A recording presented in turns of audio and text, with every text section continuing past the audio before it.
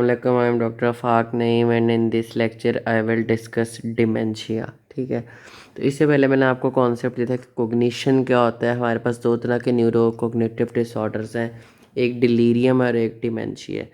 तो इस लेक्चर में बेसिकली हम डिमेंशिया के बारे में बात करेंगे। डिमेंशिया का वर्ड्स आप सब डॉक्टर्स ने एटलीस्ट सुना होगा लाइफ में। यूजुअली हम इसका मीनिंग लेते हैं कि अनएबल टू रिटेन मेमोरी, अगर कुछ चीज़ें याद नहीं रह रही तो हम उसे लेबल करते हैं डिमेंशिया। ठीक है, disorder with progressive memory loss.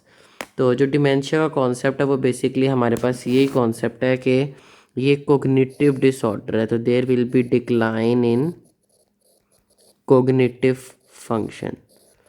तो कोग्निटिव फंक्शंस का मैंने आपको कॉन्सेप्ट दिया था कि कोग्निशन बेसिकली हम कहते हैं the mental process of learning and understanding new things through memory, through thought and through senses.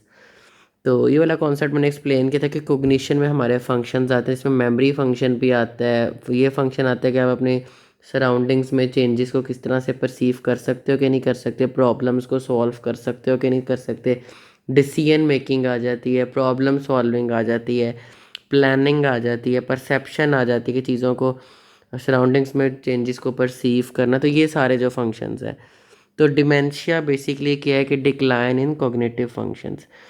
तो डिलीरियम में भी हमने बात की कि कॉग्निटिव फंक्शन डिक्लाइन करते हैं, लेकिन डिलीरियम में पेशेंट का साथ फ्लक्चुएटिंग लॉस ऑफ कॉन्शियसनेस भी होता था। ठीक है, कि पेशेंट को बिल्कुल ही जो है अपने होशो हवास में नहीं होता था। जो डिमेंशिया है उसमें पेशेंट अपने होशो हवास में होगा, उसकी कॉन्शियसनेस इज़ प्रिजर्व्ड, लेकिन वो प्लान नहीं कर सकता, अपने काम खुद नहीं कर सकता, चीज़ों को मेमोराइज नहीं रख पा रहा, उसको नाम भूल रहे हैं, लोगों को पहचान नहीं पा रहा। तो इस तरह की प्रेजेंटेशन, और ये डिफरेंस है डिमेंशिया और डिलीरियम का। तो डिलीरियम में बेसिकली एक्यूट प्रोसेस था जो कि ओल्ड और सिक पेशेंट्स में होता था कि अचानक से ओवर विद इन आवर्स और डेज पेशेंट कभी जो है उसकी लॉस, जो कॉन्शियसनेस है उसमें फ्लक्चुएटिंग लॉस आ रहा है, कभी वो ओरिएंटेड है, कभी वो ओरिएंटेड नहीं है, अलर्ट अटेंटिवनेस नहीं है, तो साथ कोग्निटिव डिक्लाइन आ रहा था। डिमेंशिया में मेनली आपके पास जो एरर है वो कोग्निटिव डिक्लाइन है। तो जो डिमेंशिया है वो ग्रेजुअल प्रोग्रेसिव है। ठीक है, फिर आहिस्ता आहिस्ता जो चीज़ें हैं वो वर्सन से वर्सन होती जाएंगी, और ये आपको यूजली एडवांस्ड एज में मिलता है, 80+ में। ठीक है, तो 80+ एज में आपको ये मिलता है। अब आपको कॉन्सेप्ट समझ आ गया कि डिमेंशिया में होगा क्या, पेशेंट किस तरह से प्रेजेंट करेगा, क्या उसका डिफरेंस है डिलीरियम से, एज ग्रुप किस में पाया जाएगा। तो इसकी बेसिकली स्टेजेस हैं, जिसके में से प्री क्लिनिकल है, माइल्ड, मॉडरेट और severe dementia. Pre clinical, mild, moderate और सिवियर बेसिकली इंक्रीजिंग सिवेरिटी आपको इंडिकेट करती हैं। तो जो प्री क्लिनिकल है उसमें पेशेंट को बस क्या होगा, स्लाइट फॉरगेटफुलनेस, की चीज़ें थोड़ी बहुत भूल जाता है, स्लाइट फॉरगेटफुलनेस। जो माइल्ड मोटेड डिमेंशिया है उनमें फिर mild memory loss, swear, mild moderate और स्वेयर साथ मेमोरी लॉस स्टार्ट हो जाएगा। सेवेरिटी को इस तरह से गेज कर सकते हैं कि जो माइल्ड केसेस हैं उसमें इनिशियली पेशेंट को नाम याद नहीं आ रहे होते। ठीक है, जो मॉडरेट है उसमें पहचान नहीं पा रहा होता अपने दोस्तों को, और जो सवेयर है उसमें तो बिल्कुल ही बोलना बंद कर देता है, चुप हो जाता है और कुछ भी नहीं, उसको बिल्कुल ही गुमसुम होता है। ठीक है, जो ADLS वर्ड है, तो हमने देख लिया कि मेमोरी लॉस बढ़ता जा रहा है जैसे जैसे स्टेज बढ़ती है। प्री क्लिनिकल में बस चीज़ें भूल रहा है, फिर आहिस्ता आहिस्ता जो है मेमोरी लॉस वो बढ़ता जा रहा है। पहले नाम नहीं पहचान पा रहा, नाम नहीं उसको याद आ रहे, फिर लोगों को नहीं पहचान पा रहा, फिर बिल्कुल गुमसुम है और जो है डिपेंडेंट है ऑन अदर्स। ADL का मतलब है activities of daily living, activities of daily living. तो इसमें यूजुअली आता है कि अपने आप को नहाना धोना, अपना बाथिंग, ठीक है, अपनी ड्रेसिंग, अपना खाना पीना। तो क्या आया कि वो अपना पर्सनल हाइजीन मेंटेन कर सकता है, अपनी ड्रेसिंग मेंटेन कर सकता है, खा पी सकता है। तो प्री क्लिनिकल में तो ऑब्वियसली 100% वो नो, बस प्री क्लिनिकल क्या है इसलिए रहे हैं कि बस उसको चीज़ें भूल रही हैं, लेकिन बाकी वो बिल्कुल नॉर्मल है। माइल्ड में क्या है कि उसको एक्टिविटीज़ ऑफ डेली लिविंग वो अपनी जो है मेंटेन कर लेता है। ठीक है, अपना नहाना धोना खाना ये चीज़ें मेंटेन कर रहा है, लेकिन उसको चीज़ें लोगों के नाम भूल रहे हैं और थोड़ा बहुत इम्पेयरमेंट स्टार्ट हो गई है। मॉडरेट में क्या है कि उसको असिस्टेंस चाहिए, लाइक उसको हेल्प चाहिए कि उसको कोई बाथिंग में कोई ड्रेसिंग में हेल्प करा दे। और स्वेयर में तो वो टोटली डिपेंडेंट है दूसरे पे, ठीक है। तो इस तरह से आप जो है इसकी सेवेरिटी को ग्रेड करते हो। तो ये बेसिकली क्लिनिकल सिग्निफिकेंस इसकी ऐसे है कि इस तरह से आप असेस कर रहे होते हो कि डिज़ीज़ कितनी एडवांस स्टेज पे है। आया कि सिर्फ उसको चीज़ें भूल रही हैं, फिर माइल्ड में कि हल्की फुल्की चीज़ें भूल रही हैं लेकिन अपने काम कर रहा है, नाम याद नहीं रह रहे। मॉडरेट में यह है कि उस जो है उसको इवन अपने रोज़मर्रा के कामों में भी दूसरे की हेल्प चाहिए, लोगों को पहचान नहीं पा रहा। सवेयर में क्या कि बिल्कुल ही चुप हो गया है, ठीक है। और बिल्कुल ही डिपेंडेंट है, उसको खिला भी दूसरा बंदा रहा, नला भी दूसरा बंदा रहा एंड एवरीथिंग। तो ये स्टेजेस हैं। तो ये कोग्निटिव फंक्शन के साथ साथ अक्सर हमें बिहेवियरल और पर्सनैलिटी चेंजेस भी मिल जाते हैं, ठीक है। जब बंदों को जो है इनिशियली जब कुछ चीज़ पहचान नहीं पा रहे, नाम याद नहीं आ रहे, तो एग्रेसिवनेस और मूड डिस्टर्बेंस भी आपको मिल सकती है कि डिप्रेस्ड मूड या फिर एलिवेटेड मूड साथ आपको मिल सके। तो ये डिमेंशिया का कॉन्सेप्ट था कि पेशेंट होता क्या है, किस एज ग्रुप में है, डिजीज़ कोर्स क्या है, डिलीरियम से क्या डिफरेंस है और स्टेजेस क्या है। So dementia is a decline in cognitive functioning, level of consciousness is stable unlike delirium, ठीक है। Prevalence is highest among those with age greater than 85 years age. Course is progressive, causes की हम आगे बात करेंगे।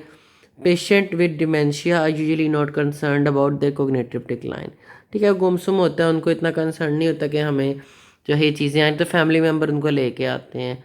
फिर ये स्टेजेस मैंने आपको बता दी हैं, प्री क्लिनिकल है, माइल्ड है, मॉडरेट है और सिवियर है। फिर personality, mood and behavioural changes are common. Now I will discuss causes of dementia. तो जो 65% केसेस होते हैं they are the patients of Alzheimer disease, जो कि अल्जाइमर डिजीज़ ही आपके पास डिमेंशिया की है, ठीक है। इसमें irreversible gradual progressive memory loss होता है। तो मैं भी बताऊंगा कि इसको किस तरह से मैनेज करते हैं। जो 20% केसेस होते हैं वो होते हैं वस्कुलर डिमेंशिया के।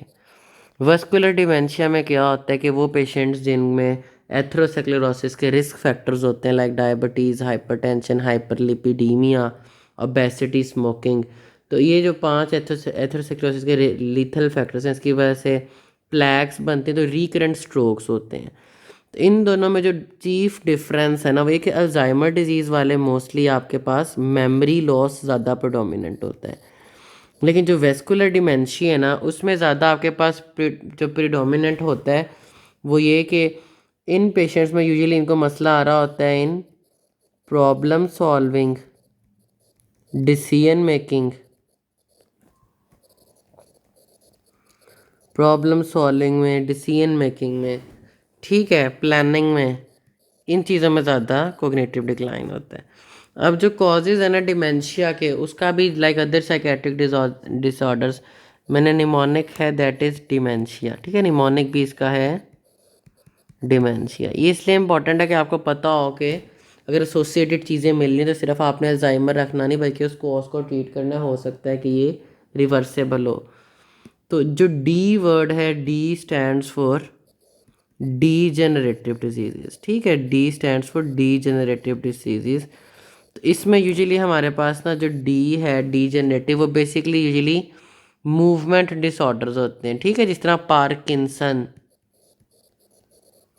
Parkinsonism, Huntington's disease. लेकिन अब इस तरह पार्किंसन हो गए, हंटिंगटन्स हो गए, ये मूवमेंट डिसऑर्डर्स है। तो अब नॉर्मल मूवमेंट्स आपको मिल जाएंगी, लाइक हंटिंगटन्स में आपको डांस लाइक कोरीफॉर्म मूवमेंट्स मिलती हैं, इनवॉलेंट्री डांस लाइक कोरीफॉर्म मूवमेंट्स जो पेशेंट के कंट्रोल में नहीं होती। पार्किंसन के आपको पता है पिल रोलिंग ट्रेमर्स होंगे, कूग व्हील रिजिडिटी होगी, ठीक है। ब्रेडिकानेजिया, मूवमेंट स्टार्ट करने में मसला आ रहा होगा, शफलिंग गेट होगी। तो इन पेशेंट्स में जो मेन आपके पास की फीचर है कि अगर अब नॉर्मल मूवमेंट्स आ रही हैं डिमेंशिया के साथ, अगर आपको एबनॉर्मल मूवमेंट्स आ रही हैं, एबनॉर्मल मूवमेंट्स या फिर गेट का मसला आ रहा है, तो think of degenerative movement disorders causing dementia, ठीक है।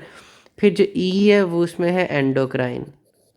तो एंडोक्राइन वही हैं जो हमारे पास डिलीरियम के थे कि बीएसआर कम होना। फिर हम बात करते हैं हमेशा थायराइड की, पैराथायराइड की, कैल्शियम की बात करते हैं, पिट्यूटरी की। तो इन सारे एंडोक्राइन डिसऑर्डर्स में भी पेशेंट में भी having dementia. M for metabolic, और मेटाबॉलिक वही कॉजेज़ हैं जो डिलीरियम में थे, जिसमें हमारे पास बीएसआर आती है, फिर सोडियम कम ज़्यादा होना, फिर हम कैल्शियम की बात करते थे, फिर हम हिपैटिको यूरिमिक इनकैफ की बात करें तो आरएफटी, हिपैटिक इनकैफ, वही सारे कॉजेज़। ठीक है, यहाँ पे मेटाबॉलिक में डी के साथ आप ऐड कर लें या मेटाबॉलिक में ऐड करें तो डेफिशिएंसीज भी, जिसमें वही जो हमने डिमेंशिया में डिलीरियम में बात की थी कि B12 और आपकी B12 और थायामीन डेफिशिएंसीज में भी आपको पेशेंट को डिलीरियम हो रहे थे। इन पेशेंट्स को यूजुअली डिमेंशिया वालों को हम ऐसे सप्लीमेंट्स टॉनिक्स देते हैं। ठीक है, एंडोक्राइन हो गए, मेटाबॉलिक हो गए। अब जो ई वर्ड है, ई स्टैंड्स फॉर एक्सोजनस। तो वहाँ पे हमने बात की थी डिलीरियम में ड्रग्स टॉक्सिन्स की, तो ई का मतलब वही है कि कोई ड्रग्स की हिस्ट्री बड़ी इंपॉर्टेंट है, टॉक्सिन्स की हिस्ट्री बड़ी इंपॉर्टेंट है। तो ये सारी चीज़ें ड्रग्स में हमने बात की थी कि स्टीरॉइड्स आपके पास जो है लिथियम और एंटी कोलिनर्जिक ड्रग, हमने कहा था जो कोलिनर्जिक स्टिमुलेशन, जब भी एंटी कोलिनर्जिक है मतलब जो कोलिनर्जिक स्टिमुलेशन को ब्लॉक करेगी इट विल वर्सन कोग्निशन। ठीक है, इसीलिए हम जो जो कोलिनर्जिक स्टिमुलेशन को बढ़ाए वो वाली ड्रग्स यूज़ करते हैं डिमेंशिया में, विच आर एसिटाइलकोलिनेस्टरेज इनहिबिटर। वो क्या करते हैं, जो एसिटाइलकोलिन को डिग्रेड करने वाला एंजाइम है उसको ब्लॉक कर देते हैं। तो एंजाइम ही अब डिग्रेड करने वाला ब्लॉक्ड है तो एसिटाइलकोलिन डिग्रेड नहीं होगी, ज़्यादा काम करेगी, इसीलिए acetylcholinesterase inhibitors are used in the treatment of dementia. And anti cholinergic drugs जो कि कोलिनर्जिक को ब्लॉक करेंगी, जो एसिटाइलकोलिन को ब्लॉक करेंगी, दे वर्सन कोग्निशन। ठीक है, तो एक्सोजनस। फिर एन स्टैंड्स फॉर नियोप्लेजिया। किसी भी चीज़ के हम कॉजेज़ याद कर रहे हो तो उसमें ट्यूमर, ट्रॉमा और इन्फेक्शन लाजमी आते हैं। तो अगली 3 कैटेगरीज हमारे पास यही है कि फॉल की हिस्ट्री, एक्सीडेंट की हिस्ट्री, ट्रॉमा, एन से ब्रेन का कैंसर और आई से इन्फेक्शंस। किसी भी चीज़ के कॉजेज़ में ये 3 कैटेगरीज लाजमी होती हैं। इन्फेक्शंस लाइक ब्रेन की इन्फेक्शंस, अगर फीवर साथ आ रहा है तो मेनिंजाइटिस, इंसेफेलाइटिस। ठीक है, उसके अलावा HIV और सिफिलिस, न्यूरोसिफिलिस जिसे हम कहते हैं।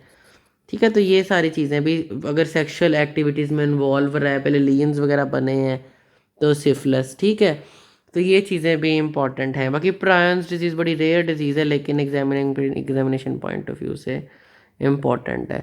आगे ए से वर्ड है अफेक्टिव। अफेक्टिव का वर्ड हम यूज़ करते थे मूड के लिए। तो अक्सर डिप्रेशन और जो आपके पास मूड डिसऑर्डर्स हैं उसमें भी जब पेशेंट डिप्रेस होता है तो दिमाग काम नहीं कर रहा होता, लेकिन क्योंकि ये उसकी वजह से तो it is called pseudo dementia. ठीक है, सूडो डिमेंशिया। और एंड पे जो कैटेगरी बचती है वो निमोनिक है, डिमेंशियाज, एस। तो ये एस बड़ा इंपॉर्टेंट है क्योंकि एस में आते हैं स्ट्रक्चरल और आपके पास स्ट्रोक्स। तो अगर CVA है या वेस्कुलर डिमेंशिया जो हमने बात की थी, तो वेस्कुलर डिमेंशिया में जो हमने कहा प्रॉब्लम सॉल्विंग, डिसीजन मेकिंग और प्लानिंग में मसला है, तो अगर एथेरोस्क्लेरोसिस के रिस्क फैक्टर्स मौजूद हैं लाइक डायबिटीज़, हाइपरटेंशन, तो ये दोनों कॉजेज हो सकते हैं। और स्ट्रक्चरल में हमारे पास एक डिजीज़ है जिसको normal pressure hydrocephalus. Normal pressure hydrocephalus का मतलब है कि CSF का प्रेशर तो नॉर्मल है लेकिन वेंट्रिकल्स डायलेट है, hydrocephalus with normal CSF pressure. तो इसमें क्लासिकल हमें ट्राइएड मिलता है नॉर्मल प्रेशर हाइड्रोसेफलस में, जो कि एक तो पेशेंट को यूरिनरी इनकॉन्टिनेंस होती है। ठीक है, पेशेंट को यूरिन बीच में निकल जाता है, एटेक्सिया होता है, चलने फिरने में आप देखोगे तो उसकी गेट अजीब सी होगी। तो जब भी गेट साथ बंदा चल नहीं ठीक पा रहा तो आप, इसका मतलब है कि डिमेंशिया या तो किसी न्यूरोलॉजिकल कॉज की वजह से है, नॉर्मल प्रेशर हाइड्रोसेफलस, या मूवमेंट डिसऑर्डर्स हैं। ठीक है, मूवमेंट डिसऑर्डर्स हैं, कोई ट्रोमा या जो है पेशेंट को स्ट्रोक है या फिर नॉर्मल प्रेशर, और जो थर्ड है वो डिमेंशिया ही है फीचर ऑफ नॉर्मल। तो जो नॉर्मल प्रेशर हाइड्रोसेफलस है इसमें ट्राइएड होता है, urinary incontinence, ataxia and dementia. तो ये जो निमोनिक है ना, आपको ये तो सबसे पहले पता चाहिए, अगर एडवांस स्टेज है 85-90 साल का बंदा है तो इतने ज़्यादा एक्सटेंसिव वर्कअप की ज़रूरत नहीं है, क्योंकि नॉर्मली वो अल्जाइमर 65% केसेस में। वस्कुलर डिमेंशिया हमने कहा था कि एथेरोस्क्लेरोसिस के रिस्क फैक्टर्स होते हैं, तो बार बार स्ट्रोक्स होते हैं, तो सिटी स्कैन पे आपको इन्फार्क्ट्स नज़र आ जाएंगे। बाकी कॉजेज़ का मैंने निमोनिक आपको बता दी है। एक था डीजेनरेटिव, ये कॉजेज़ अभी याद कर लेंगे, क्योंकि हिस्ट्री और इन्वेस्टिगेशन पे हम इनको सॉर्ट आउट करने की कोशिश करेंगे। तो एक तो है डीजेनरेटिव डिजीज़ या मूवमेंट डिसऑर्डर्स। ई से है एंडोक्राइन, तो हाइपरथायराइडिज्म, पैराथायराइडिज्म की हिस्ट्री आपने लेनी है, कोमॉर्बिडिटीज लाजमी पूछनी है। मेटाबॉलिक में हिपैटिक, यूरिमिक, इनकैफ, लिवर और किडनी फेलियर की पास हिस्ट्री, सोडियम लेवल्स, कैल्शियम आपने कराना है, बीएसआर करानी है। ड्रग्स और टॉक्सिन्स की हिस्ट्री लेनी है, एक्सोजनस। एन से नियोप्लेजिया, तो ये आप सिटी स्कैन आपने लाजमी कराना है इनमें, ठीक है, नियोप्लेजिया। फिर ट्रोमा की हिस्ट्री लेनी है, अगेन सिटी स्कैन आपको बताएगा। अब नियोप्लेजिया ट्रोमा की वजह से, क्योंकि अंदर लीन पड़ा होगा ब्रेन में, या ब्लड इकट्ठा हुआ होगा, या ट्यूमर है, तो पेशेंट को फिट्स, वीकनेस, ये वाले न्यूरोलॉजिकल साइन सिम्टम्स भी आ रहे होंगे। इन्फेक्शन में हाई ग्रेड फीवर होगा, बिहेवियरल चेंजेस होंगी, अफेक्टिव में मूड वाले सिम्टम्स आ रहे होंगे, और स्ट्रक्चरल हमें सिटी स्कैन बता देगा। अगर ट्राइएड मिल जाए, एटेक्सिया, डिमेंशिया, यूरिनरी इनकॉन्टिनेंस का, तो think of normal pressure hydrocephalus. तो ये वही है डीजेनरेटिव डिजीज। ई से एंडोक्राइन, एम से मेटाबॉलिक, ई से एक्सोजनस, एन से नियोप्लेजिया, टी से ट्यूमर, आई से इन्फेक्शन, ए से अफेक्टिव, एस से स्ट्रोक एंड स्ट्रक्चरल। अब अगर डिमेंशिया का पेशेंट आपके पास आ जाए तो आप किस तरह से हिस्ट्री लेंगे, किस तरह से लैब्स करवाएंगे, एग्जामिन करेंगे और ट्रीटमेंट करेंगे, हम इसकी बात करेंगे। सो जब पेशेंट आएगा आपके पास डिमेंशिया के पास, तो अक्सर उसको उसका फैमिली मेम्बर या कोई दोस्त वगैरह कंपनी कर रहा होगा, ठीक है। एडवांस स्टेज का पेशेंट होगा जो आपको चीज़ें क्लू दे रही होंगी। एडवांस स्टेज का पेशेंट होगा, वो कहेंगे कि ये अपने काम काज नहीं करते, इनको चुप लग गई है, इनको कुछ याद नहीं रहता, पहचान नहीं रहे किसी को, ठीक है। इस तरह की क्लासिकल हिस्ट्री आपको मिलेगी, किसी को पहचान नहीं रहे, चीज़ें याद नहीं रहती, नाम भूल जाते हैं, या अगर एडवांस स्टेज पे आ रहा है तो कहेंगे कुछ भी खाना पीना सब छोड़ दिया इन्होंने, ठीक है। तो ये वाली जो स्टेट है इस तरह से, तो आपने उसको डिमेंशिया को डिलीरियम से डिफ्रेंशिएट करना है कि डिलीरियम में कॉन्शियसनेस पेशेंट की इम्पेयर्ड हो रही होगी, इसमें पेशेंट कॉन्शियसनेस इम्पेयर्ड नहीं होगी, पेशेंट जो है वो देख रहा होगा आपकी तरफ, बात का जवाब देने की कोशिश कर रहा होगा, जो कि उसमें तो पेशेंट बिल्कुल ही बेहोश था, ठीक है, उसको बेहोशी के एपिसोड आ रहे थे इन डिलीरियम। तो इस स्टेज पे जब आपने आए तो आपने बड़ी डिटेल में फिर हिस्ट्री लेनी है कि आया कि पेशेंट का बेसलाइन ऑनसेट कैसा था, आहिस्ता आहिस्ता मसला बनना स्टार्ट हुआ, ठीक है। तो कौन से पेशेंट को डेफिसिट्स आ रहे हैं, क्या क्या चीज़ें वो नहीं कर पा रहा, कोमॉर्बिडिटीज़ क्या थी उसकी, ठीक है, कोमॉर्बिडिटीज़ क्या हैं उसकी, मेडिसिन रूटीन में कौन सी लेते हैं, ये वाली सारी चीज़ें हिस्ट्री लेने के बाद जब आपको लग रहा है कि डिलीरियम का केस है, तो फिर आपने ऑब्वियसली एटियोलॉजी से रिलेटेड बाद में सारे क्वेश्चंस पूछने हैं। पहले एज हिस्ट्री लेनी है, ठीक है, डिलीरियम से डिफ्रेंशिएट करना है, ऑनसेट, मेडिसिन, कोमॉर्बिडिटीज़। तो उसकी जो एटियोलॉजी का हमने कहा था कि निमोनिक था डीमेंशियास, बेसिकली इससे रेलिवेंट अब आपने क्वेश्चन पूछने हैं, लाइक डीजेनरेटिव डिसऑर्डर से रिलेटेड आपने पूछना है कि भाई कोई एबनॉर्मल मूवमेंट्स तो नहीं है पेशेंट को, ठीक है, पार्किंसन वाले फीचर्स तो नहीं है। इससे ई से एंडोक्राइन डिसऑर्डर्स की हिस्ट्री ले लेनी है, साइन सिम्टम्स पूछ लेने हैं। एम से मेटाबॉलिक पूछ लेने के, लिवर किडनी फेलियर की पास्ट हिस्ट्री तो नहीं है, ठीक है, आपने उसके सीरम इलेक्ट्रोलाइट्स ऑर्डर कर देना है। फिर ई से आपने ड्रग्स, और ई से हमने कहा था एक्सोजनस ड्रग और टॉक्सिन्स की हिस्ट्री ले लेनी है। टी से एक्सीडेंट और ट्रोमा की हिस्ट्री ले लेनी है। एन से ट्यूमर्स हैं तो उसके लिए सिटी स्कैन कराओगे, न्यूरोलॉजिकल साइन सिम्टम्स पूछ लोगे कि कोई फिट्स तो नहीं पड़ते पेशेंट को, कोई जो है पेशेंट को सीजर्स तो नहीं आते, वीकनेस तो नहीं है। इन्फेक्शंस में सिफिलिस के लियंस का पूछ लोगे, मेनिंजाइटिस के साइन सिम्टम्स, फीवर का पूछ लोगे, ठीक है। ए से आपने फिर उसका है मूड का पूछ लेना है, और एस से आपने स्ट्रोक्स की हिस्ट्री पूछ लेनी है, यूरिनरी इनकॉन्टिनेंस का पूछ लेना है। सारी बातें मैं ऊपर आपसे करके आया हूँ। तो बेसिकली अगर आपको इट कॉजेज आते हैं तो आप क्वेश्चंस खुद ही जनरेट कर लोगे कि डीजेनरेटिव के लिए मूवमेंट, का पूछ लेना है, गेट का पूछ लेना है, एंडोक्राइन डिसऑर्डर्स की हिस्ट्री और फीचर्स पूछ लेने हैं, इलेक्ट्रोलाइट्स B12 ऑर्डर कर देना है, हिपैटिक LFTs RFTs ग्लूकोज भी आप ऑर्डर करोगे, ड्रग्स का पूछ लिया, ट्यूमर के न्यूरोलॉजिकल साइन सिम्टम्स पूछ लिए, इन्फेक्शंस का पूछ लिया, मूड का पूछ लिया और नॉर्मल प्रेशर हाइड्रोसेफलस वगैरह का। तो डिटेल में आपने हिस्ट्री पेशेंट की ले लेनी है। उसके बाद ऑब्वियसली एग्जामिनेशन पे आपने सबसे पहले तो वाइटल्स चेक करेंगे, blood pressure, oxygen saturation, BSR वगैरह। फिर मेंटल स्टेट एग्जामिनेशन करने की कोशिश करनी है, अगर पेशेंट इतना है कि उसका मूड कैसा है, उसके थॉट्स कैसे हैं। लेकिन यूजुअली ये पेशेंट जो है इनका कॉग्निटिव इतना नहीं होगा कि आपको रिस्पॉन्ड कर सकें। अब नॉर्मल बिलीव्स और परसेप्शंस का पूछना जिस तरह हम करते थे, ठीक है। जनरल फिजिकल एग्जामिनेशन कर लेनी है। तो ये बेसिकली अब मैं आप इन्वेस्टिगेशन कौन सी ऑर्डर करने वाला, ask the patient and the family member about onset deficit physical symptoms and comorbidities, medicine का रिव्यू करना है, अब नॉर्मल मूवमेंट्स का पूछना है आपने, ठीक है। एग्जामिनेशन मैंने आपको बता दिया। वर्कअप, अब वर्कअप मोरलेस वही है जो डिमेंशिया का था कि सबसे पहले तो यूजुअली तो आप जो है देखोगे कि पेशेंट को वर्कअप की ज़रूरत है भी कि 90-95 ईयर्स का मेल है, कोई उस तरह से आपको कोई न्यूरोलॉजिकल चीज़ नहीं मिल रही कि आप CT स्कैन कराएं, एक्सटेंसिव लैब्स कराएं, तो फिर इतना ज़्यादा ज़रूरत नहीं है वर्कअप की। तो CBC ESR तो हम हर पेशेंट का कराते हैं। CBC ESR आपको इन्फेक्शंस वगैरह का भी बता देगा।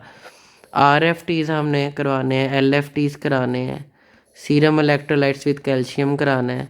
तो ये कॉजेज़ भी थे सारे हमारे मेटाबॉलिक में ना, ब्लड ग्लूकोज थी।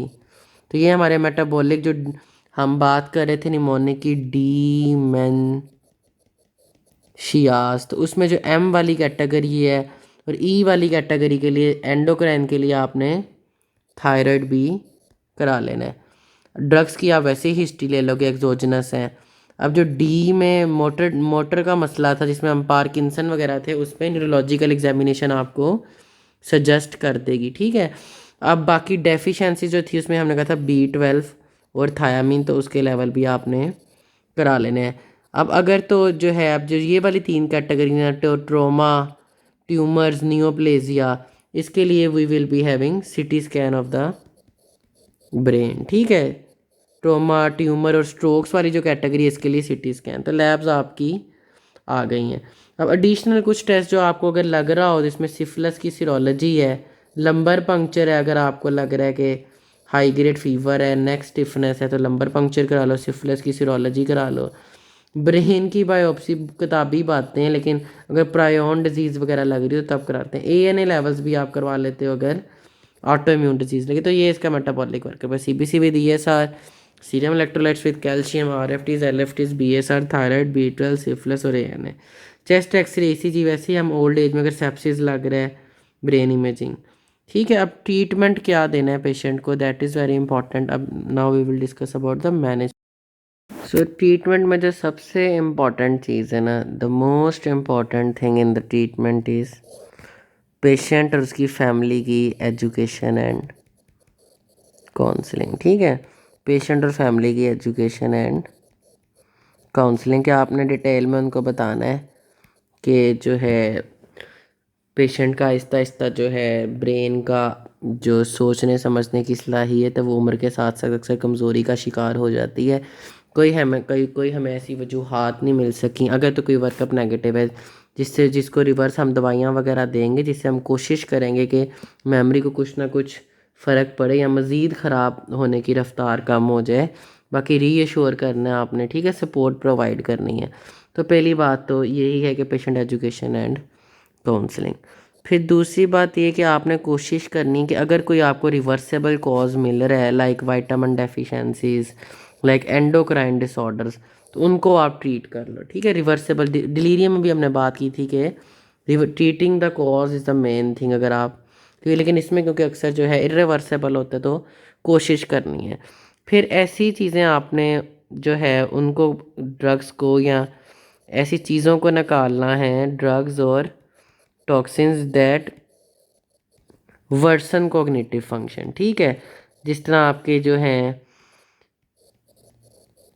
आपकी SSRIs हैं, ट्राईसाइक्लिक एंटी डिप्रेसेंट्स हैं, बेंजोडाइजेपीन्स हैं, जितने भी साइकोट्रोपिक ड्रग्स हैं हमारे पास, अल्कोहल है, अगर ओपियोइड्स है, उसके अलावा जो स्टीरॉइड्स हैं, फिर हमने बात की थी जब भी कोलिन की स्टिमुलेशन कम होगी तो वो नुकसानदेह है। तो एंटी कोलिनर्जिक ड्रग्स हमारे पास जो हैं, लिथियम, जिस तरह मूड स्टेबलाइजर ड्रग्स, तो सारी साइकोट्रॉपिक और इन ड्रग्स को आपने अवॉइड करना है। और जो उसकी मेडिकल कंडीशंस हैं like diabetes, hypertension, kidney failures, उनको मेडिकल कंडीशंस को ऑप्टिमाइज़ करना। अब सारी एफर्ट्स जो हम करेंगे तो कोई कॉज मिल जाए तो हम उसको ये एड्रेस करने की कोशिश कर रहे हैं। फिर जो चीज़ें वर्सन कर रही हैं उनको हम स्टेबल कर रहे हैं। ठीक है, तो ये चीज़ें बहुत ज़्यादा इंपॉर्टेंट है कि फैमिली को काउंसल करें आप, रिवर्सेबल कॉजेज़ आप निकालने की कोशिश करें, कोई ड्रग टॉक्सिन्स इन ड्रग से अवॉइड करें, मेडिकल कंडीशन है उसको ऑप्टिमाइज़ करें।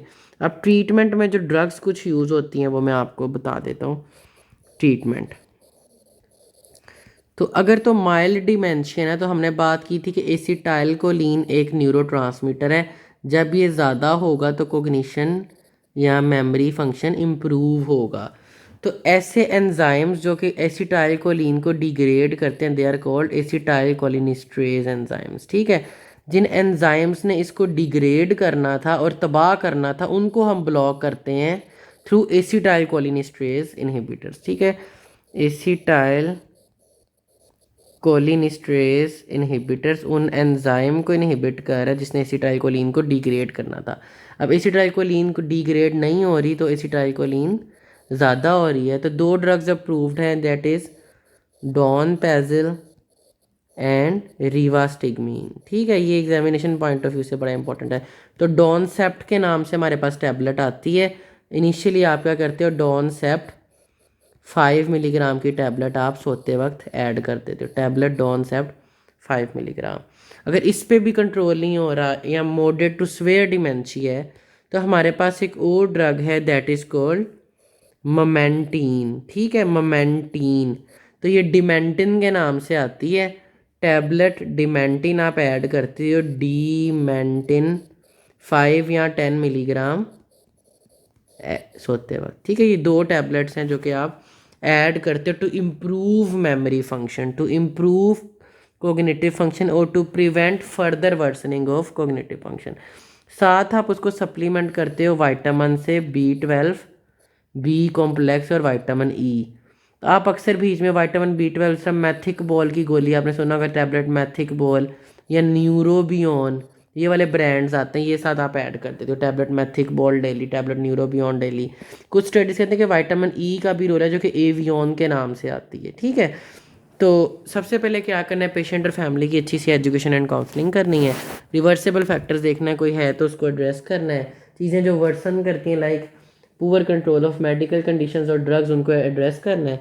इनिशियली आपने डोनपेजिल के साथ स्टार्ट करना है विद विटामिन B12 सप्लीमेंट, इसमें मैथिक बॉल दे सकते हैं, न्यूरोबियन दे सकते हैं, एवियन दे सकते हैं। अगर उस पर नहीं कंट्रोल हो रहा तो यू विल ऐड मोमेंटीन जो कि डॉनसेप जो कि डिमेंटिन के नाम से आती है। ठीक है, जब आपने एसिटाइलकोलिनेस्ट्रेज इनहिबिटर मोमेंटीन दे दी और साथ सप्लीमेंट्स दी, यही इसके ट्रीटमेंट है। अगर पेशेंट बहुत ज़्यादा एग्रेसिव है और जो है साइकोसिस उसके साथ है, एलिवेटेड मूड है, एजिटेटेड है बहुत ज़्यादा, तो आप उसमें फिर लो डोज एंटीसाइकोटिक ऐड कर देते हो, जिसमें जो है जिस तरह ओलेंजापिन या रिस्पेरिडोन टैबलेट रिस्प ऐड कर दो 1 मिलीग्राम जो है बेड टाइम। तो ये इसकी मैनेजमेंट है। So patient education is and counselling, family care giver patient की एजुकेशन और सपोर्ट करनी है, रिवर्सेबल कॉजेज़ को ट्रीट करना है, avoid drugs with adverse cognitive effects, वो मैंने आपको बता दिया है। Improve control of comorbid condition ये भी बता दिए। Pharmacological therapy for cognitive function मैंने बताया कि कोलिनेस्ट्रेज इनहिबिटर जो कि डोनपेजिल और रिवास्टिगमीन आते हैं वो देने हैं। अगर मॉडरेट टू स्वेयर तो मोमेंटिन, टैबलेट डिमेंटिन ऐड करनी है। For behavioural and psychotic symptoms low dose antipsychotic like tablet Risp 1 milligram और सप्लीमेंट्स ऐड कर देने हैं B12 और फॉलिक एसिड की टैबलेट न्यूरोबियन, मैथिक बॉल या फिर Evion. This is all about dementia.